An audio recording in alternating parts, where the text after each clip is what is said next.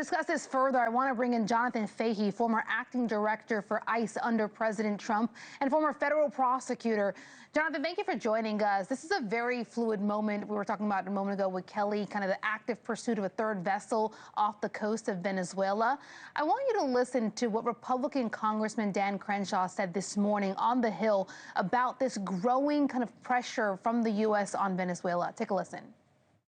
Is for the actions right now. Obama did this. Obama went much further. We actually went after Gaddafi in Libya, and that was legally justified. And used drones to kill an American citizen. That was a legally justified action based on the reasoning that it was short in duration. Right. It was not an occupation, and it was in self-defense of the United States.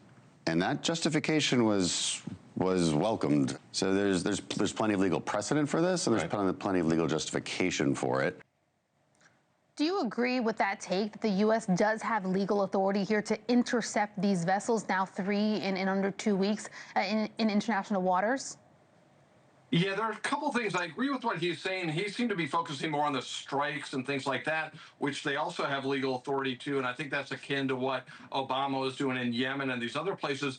But these vessels that they're seizing, they can seize them because they are sanctioned vessels. They are not allowed to be transporting oil.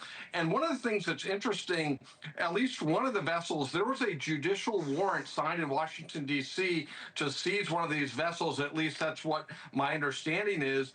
And under that theory is, Maduro is using these vessels as sort of money laundering operations to launder money for his overall drug trafficking scheme.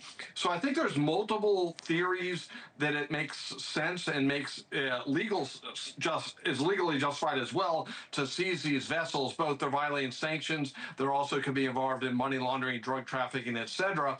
And I think the big picture and the most important point, it shows how President Trump is basically not only taking it to Maduro, but it's also just defending the Western Hemisphere. And the message he's sending is so strong to places like China and the rest of the world, because remember, a lot of the fentanyl that comes into the United States, which we're having 100,000 drug deaths a year under Biden, the precursors were coming in through China, then through Mexico, and then to the United States. So I think the message is very strong worldwide.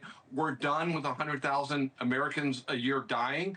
And 2, Maduro's days are numbered. And if you could seize the oil, the money dries up and he is so much weaker. And remember, he was indicted by, I believe it was 3 United States courts for narco-terrorism, drug trafficking, and things like that. And he is undisputed a dictator in that country. So all of these are legally justified and sort of under policy, they are certainly justified because they protect American citizens, the most vulnerable. So all of these, I agree with Congressman Crenshaw and also more broadly. What about the concern that repeat interceptions like these kind of increase the risk of confrontation with Venezuela? So far, the country has called this piracy, but what happens if it goes beyond a war of words? Yeah, I think that's always the danger. But if you're looking at who's really taking on the risk, Venezuela is taking on the risk because they're no match for the United States military. So if they were to fight back or try to do something, it would be, I don't want to say laughable because it's serious, but they really are in no position to take on the United States military in any respect. And I think they know that. I think Maduro probably is thinking his days are numbered and is looking at an exit strategy, would be my guess, because if it goes down that road again, it's not going to end well for him. But again, no one wants to see anyone die. And most of all, President Trump, who is very anti-war in every respect. But again, he has to protect American citizens. And when people are bringing drugs into this country that are killing a lot of times kids, and 100,000 plus a year, he has to take action because none of it was really being taken during the Biden administration.